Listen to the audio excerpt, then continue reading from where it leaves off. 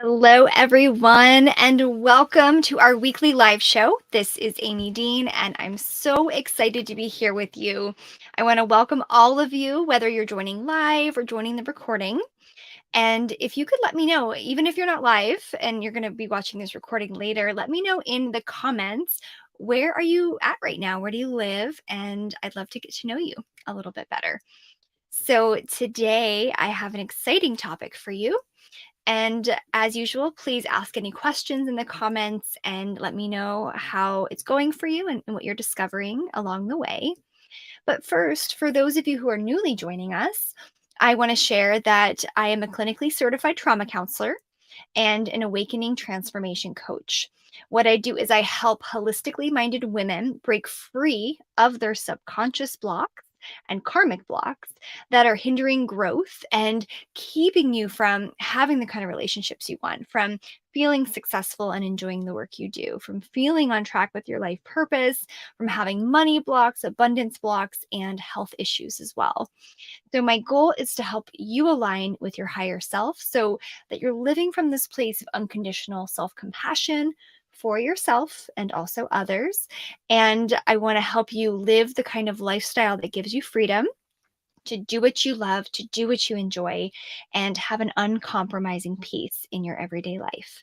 So that's what I'm here to help you with. And please let me know that you're here. Hello, hello. Wonderful. So nice to see you. And one thing about the platform I use is StreamYard is not, it doesn't tell me your name. So unfortunately, unless you click the link at the top of this page to give permission, I won't be able to see you. Hi, Shani. Nice to see you. I believe, Melissa, you're here as well, just because of where you are, but I can't see your name.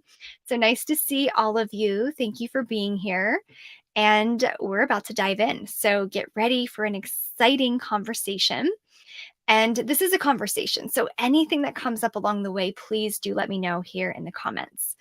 So I want to go into this important topic, which can be really emotionally triggering for a lot of people. And that is how to break free of relationship conflicts around money.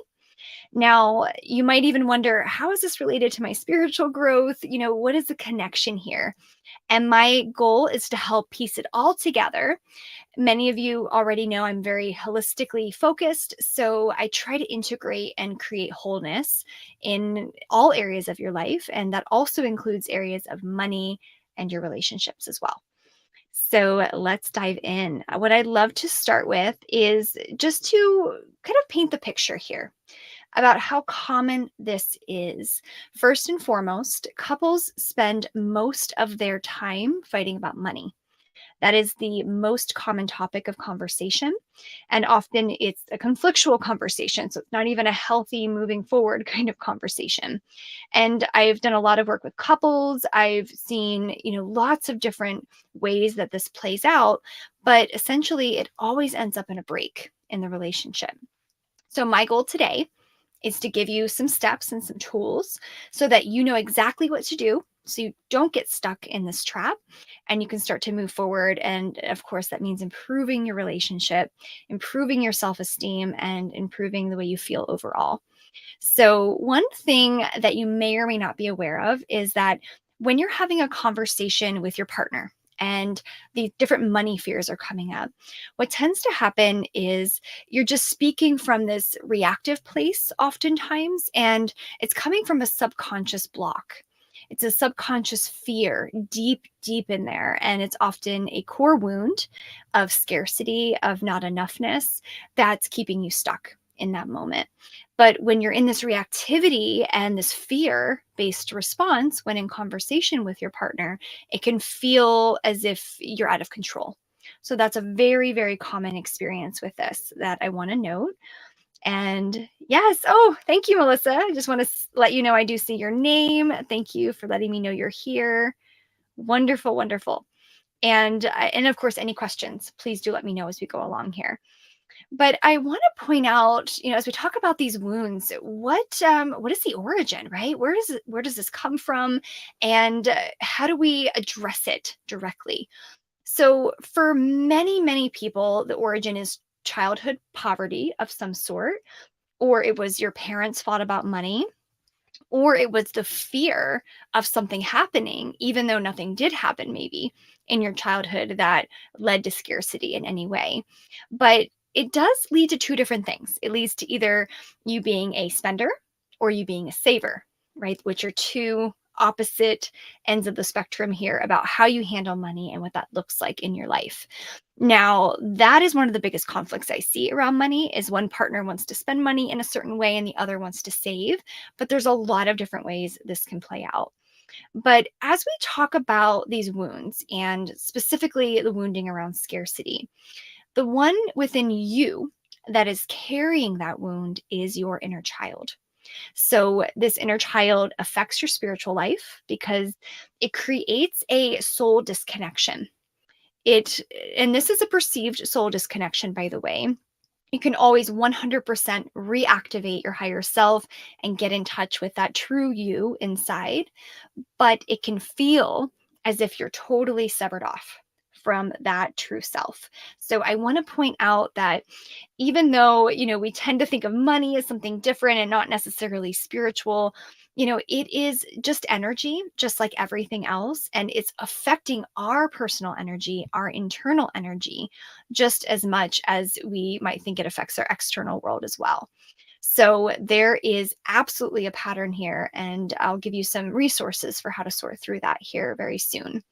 But first, I want to talk about a cycle that tends to happen and notice if this happens within you, and you don't have to share if it does, because I know this is not an easy topic, but this is the fear shame cycle.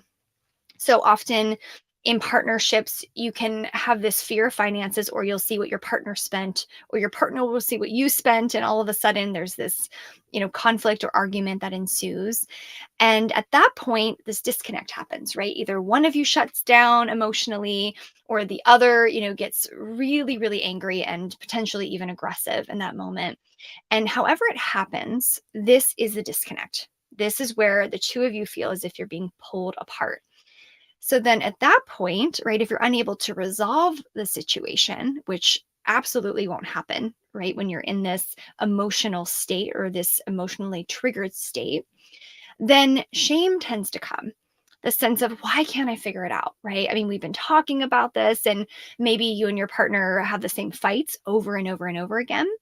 And shame can be this background gremlin, right? That shows up when you least expect it and can keep you from actually having the types of vulnerable and genuine and authentic conversations that would really actually help to move this along and help you to heal on the deepest possible level. So this can happen for months and even years, this cycle of fighting about the same thing. And then you at some point just feel so frustrated. And often that's when people would come to see me for couples work at that point because they felt that there was no other option. But good news, there is an option, and there's a lot of things I can share with you so you can work with this at home. And if your partner is receptive, that's even better, because then there's some things that you can also impart to them. And then you can share in this healing journey together. So I want to check in the comments. Oh, thank you for sharing, Melissa. Yes, being a spender is common, right? It's 100% common. And if you feel comfortable sharing, let us know, is your partner the opposite? Is your partner a saver? Because I find that we often tend to be on different wavelengths in this way. Or if both of you are spenders, then you might have different ideas about how you're spending the money and what is okay to spend the money on. And that can be another conflict in itself. Often when there's two savers, there isn't as much conflict, right? Because they're both saving. So that's usually not the big issue there. Oh, okay, got it. Yes, and you're saying hubby is a spender too, absolutely. And so, yes, there can be this conflict around that, and I'm not sure if that's happening for you, but that is absolutely something that can create this stress and strain in the relationship if it's about what you're spending the money on versus, for example, you might have different value systems, right? One of you might find, having some kind of like, for example, expensive wines would be something that somebody might want to spend money on, and another person might not value that. Maybe the other partner is not a drinker and finds that this is just, outrageous amounts of money being spent on things that don't matter to the other person. So I'll talk a little bit about how to navigate that here in a moment. And there's a couple different steps in this process. So feel free to take notes if you're a note taker. And I can also actually probably type a few notes here in the comments as well, just to help, lead you along here. And thank you for sharing, Melissa. This is awesome. So you're candidly sharing, which I know is going to help everybody here. But you're saying purchases are smaller and more frequent, but it adds up quickly. Yes, and you tend to spend bigger amounts less frequently. Ah, yes, and I know that that can be harder sometimes if you tend to spend more at one time because it can seem as if you're spending more, right? As far as that goes, because usually if we're spending small amounts and, we look back on it later and say, wow, how did that happen? But in the moment, we're not thinking about it necessarily. So it's really interesting the way our mind works about money. When we're spending, $25 versus $100, we're thinking, okay, this is a great deal. But likely we're going to spend that money on something else and it'll add up and add up. So that is really common. So thank you for sharing that. And now we'll go into the first step for healing these patterns. So, number one, acknowledge the deeper fear. Now, this is coming back to the core wounding I just talked about with your inner child, the fear of scarcity, the fear of not enoughness. And for you, maybe the belief is, I won't have enough. Right? If my partner spends this much money or does these types of things, or vice versa, right? If your partner feels that way about you, then your partner might be struggling with feeling like I won't have enough or I'll lose what I have, right? A fear of losing everything that you've gained, especially if you've worked really hard for your money. There can be a real stress or tension around that. And so, a way of figuring out what your deeper fear is to journal your experiences as a child around money. What were your parents' beliefs, for example? What were their parents' beliefs? Because beliefs have been proven to be passed down from generations to generations. And even the trauma from these beliefs can show up in our DNA and be passed down to our children and their children. So, this is absolutely etched within your deeper subconscious. So, it's important to sit down, get your journal out and start to explore, what did my parents say to me? What did maybe my grandparents say to me or my parents, about money? What were your experiences around that growing up? And just get really clear that this is also not personal, right? These are just beliefs that are getting latched on to you, but they're not really who you are. So I really want to point that out. No matter what you're believing right now, you can unbelieve that, you can change that belief, and you don't have to get stuck in it. So the first step is to acknowledge the deeper fear. So let me see if I can type this in here. So that would be step one, right? To acknowledge the deeper fear. And yes, thank you for sharing. So money doesn't grow on trees. That one is so common, right? Money doesn't grow on trees, so you have to work hard for it, maybe. It's hard to get ahead. Yep. Yep. I had very, very similar messages growing up as well. And one of the ones that I heard a lot as well is, good job for being a hard worker, right? Good job for that, and that's going to yield good results, which you think is a positive because it's praise about being a hard worker. But then what did I do? I worked harder and harder and harder because that messaging, was etched within my consciousness at that point. And I thought that's how you make money, was to work harder. And then I got sick as a result. So I talked about that in my last video last week about how we tend to overwork ourselves and overachieve. And I absolutely, got stuck in that trap as well. So I'm going to add the step here, acknowledge the deeper fear. That's first and foremost. Let's see if that will come through. Yes. So the first step is to acknowledge the deeper fear. And that would be journaling if you can, and or maybe just talking with your partner about these stories and your experiences of your upbringing can be really helpful too. And now the second step here is to recognize that this is a spiritual disconnect. So your belief, or beliefs rather, is a spiritual disconnect. So it means your soul is already fully 100% abundant and has everything that it needs. And so the idea here is that you want to just align with your higher self. You want to align with who you really are. That's what we're looking at here. And so we really need to look at this as a spiritual problem and not just a mental, emotional problem, if that makes sense. So, first, if you think about how you connect spiritually, you might ask, do I connect through prayer or meditation or yoga? Or do you sit at your altar and just, stay silent in this, experience of just being? Do you use tarot cards or oracle cards to connect with your higher self? So, first, it's so important to make spirituality a big part of your life because you have to have that connection to the divine. That's where abundance comes from, right? That's where abundance comes from, is that deep connection to the divine. So, if you're not sure how to deepen or maintain this connection, let me know. But I do have some future videos coming out and we'll talk more about that as we go along here.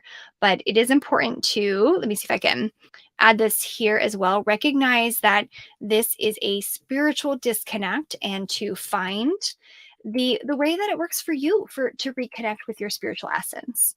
So that is the most important thing. Reconnect with your spiritual essence. And that would be, again, could be through prayer, could be through yoga, tai chi, could be meditation, could be just being in nature, even. So there's a lot of different ways you can do that. So that would be number two. And then number three. So another step to go forward here is to next step, you've done your journaling. You've reconnected spiritually. You've gotten to those true roots of who you are, and you're starting to spend more time with that. And now you want to have a vulnerable conversation about your fears with your partner, as vulnerable as you can without it feeling too unsafe or uncomfortable. And the way you do this is to practice compassionate listening, which just means to be open and receptive to what your partner's sharing and how they're sharing it.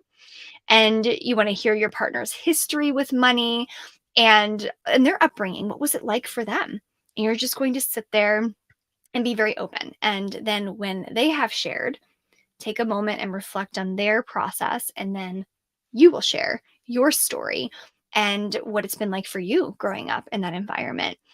And the important thing is that nobody's an enemy here. You work as a team, right? And it's nobody's fault that you're feeling the way you feel, that you've had these experiences growing up. So you have to give yourself a lot of grace and a lot of compassion as you're going through this too.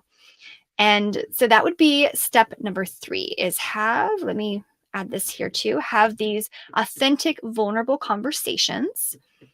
And that way you can start to make change happen with your partner. Oh, let's add that in here. Perfect. Okay. So that would be step number three. Now, step number four. Now, I know this probably seems like a lot of steps, but it's a journey we're going on here. So, step number four is to create a list of what feels safe to you and what you're able to compromise on. So, I'm going to give you an example. Maybe actually, I gave an example earlier, so we'll kind of run with that one. So let's say your partner likes to spend money on expensive things. Maybe it's, for example, it could be a collection that your partner has of some sort. It could be a maybe expensive wine, as I mentioned earlier. And this is where you get to a place of recognizing that you might have different values in how you spend your money, but where's the compromise? Are you willing, for example, to let your partner spend money on that kind of thing without having a conflict around it, as long as you have a certain budget every month for that? And that your partner makes sure not to go over the budget so that there is an understanding that you're on the same page. So there needs to be a compromise, but it also doesn't need to be no more spending money on any of these things that you enjoy, because of course that's going to create more pain and more suffering in the relationship. So the idea is you want to find out what is safe enough for you to make a compromise on. So you might even make a list first, if that feels good to you before coming to your partner with it. But you want to make a list about, what can I compromise on? And I'm going to add that here. What can I compromise on? And feel free, by the way, to just take these off the chat and copy and paste them if that's helpful to you. can you compromise on in the relationship? And then step number 5. Now you want to this is a practical step to reframe your beliefs. Now it's time to change them. So I'm going to give you a very specific formula to do that. This is something where I highly suggest you get a money belief journal to do this with, a blank journal that you use just for this. And if your partner's up for it, great. Do this together as a team. So I'm going to give you an example. You want to just start off with a couple different prompts here. So first, maybe, on the first page, it might say, I used to believe. Now, this is important because we want to put the belief that feels very current for you, such as money doesn't grow on trees. You want to put that next to, I used to believe money doesn't grow on trees. And then the next piece here is, now I choose to believe. And now you're going to write what you choose to believe instead. Maybe it's that there is more than enough, right? So that's what you would put. There is more than enough money. And then the next level down, or the next line, maybe on the journal page, would be the evidence that this is true, because we need to have some kind of evidence to feel good about this. And, maybe your evidence is, well, I've always been taken care of. I've never been without my most basic needs. I've actually always had more than enough in my life. So that's an example, but find yours, right? And of course, sit with that. And then the next line down, how I will live this belief, right? This new belief. How will I live this belief? And for example, one way of living the belief about having more than enough is, I will be in gratitude every time I disperse money into the world. Maybe I will affirm every time that I disperse money or spend money, that I affirm it's coming back tenfold to me. And that way you're reminding yourself and you're retraining your brain every single time that you don't have to stay stuck in those old beliefs anymore. So let me add the framework here, and hopefully it won't be too long here in the comments. Compromise once. Yes. Yes. Oh, I love it. Exactly. Tenfold. Yes. Right. I mean, let's go to the next level, right? We might as well. Let's just go to the next level. It's so much better that way. So this is a longer one, but I want to give you more than enough details so that you can copy and paste this. Now I choose to believe. Let's see, there we go. And let's see, that way you have a full, you can just copy and paste this as an example into your journal in just a moment here. And okay, great. So that is the little journaling entry, and came up as 2 different comments here. But as you go through that, you're going to start to notice so many changes around this. It can happen in just a few days. For you, it might take a few months, but give yourself time, because we're changing some really deep rooted beliefs from generations and generations before you. And now, number 6, this is our last step here, and that is to spiritually connect with nature. Because if you explore nature, you're going to see abundance all around you. Nature shows us that even in times of winter and times of cold, that everything is still divinely orchestrated, right? Everything's still perfect. Nature still gets its needs met. And even though it looks like a deficiency, maybe when everything's cold and the leaves have fallen off the trees, that underneath it all, right, that spring is going to come again. That it's really just what it looks like right now, but in truth, right, there isn't a scarcity, there's an abundance. So being in nature can help remind you, and that could also be part of your spiritual connection, by the way, and getting in touch. And so let's see here. Oh, Melissa, thank you for letting me know. So the comments are not showing up in the live. That's no good. Well, I don't know why. That's odd. It does say it's showing up, but I wonder if maybe it needs to be refreshed. So if it doesn't show up later for all of you watching the recording, I can just repost them. So that is not a problem. But yeah, that's really odd because it shows it's commenting on my end, but it could be a lag potentially. And there we go. I'm gonna add this one, and let's see if it comes through. And if it doesn't, that's okay. I'll add it later as well. So this is step number 6, spiritually connect with nature and explore the abundance all around you. Okay, perfect. Now Now that you've done that, now it's time to put it into action, right? So I want to hear from you as you get started on this journey. I don't want this to be just a, I'm going to journal today and forget about it next week. This is an everyday experience, if you could, or at least several times a week to spend time journaling this and start to change these belief patterns in your mind. And then also, I have some other exciting news as well.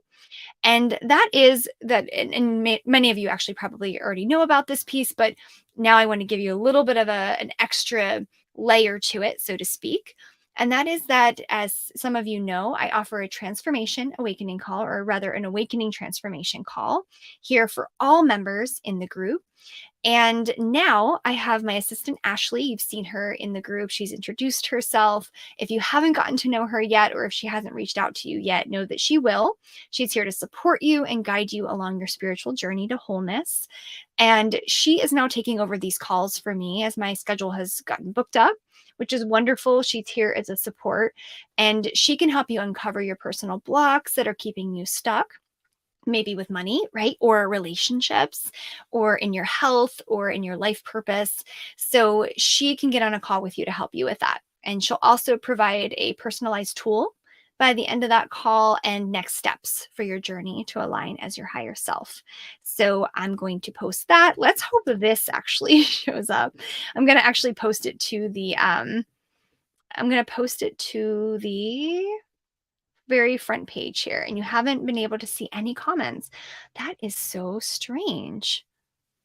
Let's see. I wonder if it has something to do with StreamYard. So thank you for telling me. I don't know what is going on, but I'll look here. It might be because I'm using StreamYard and it's giving me a notice that it might not be posting to Facebook just yet.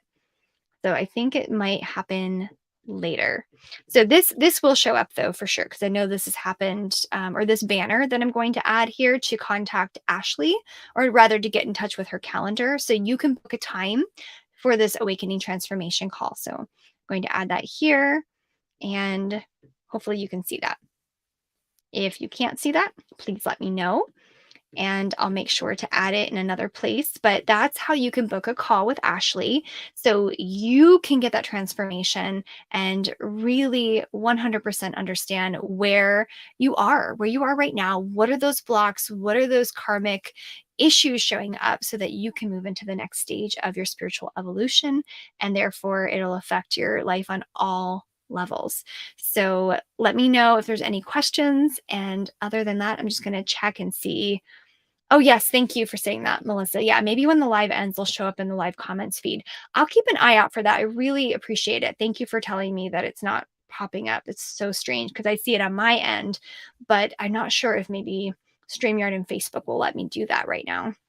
So if they don't, I'll post a summary of this in the actual replay so that you can see it. And other than that, I just want to thank you. Thank you so much for being here. Thank you for taking this time for yourself, for being so invested in your own spiritual and emotional growth. And I just look forward to seeing you next week for our next live. We're still going to keep talking about how money is affecting us on a deeper spiritual level and how to heal from these blocks. And I welcome any comments about how this is going for you. So thank you. Thank you again. Thank you, Melissa. I really appreciate all your support today. And I look forward to seeing you all next week. Take good care, everyone. Good night, or wherever you are. And I will see you soon. Namaste. Bye, everyone.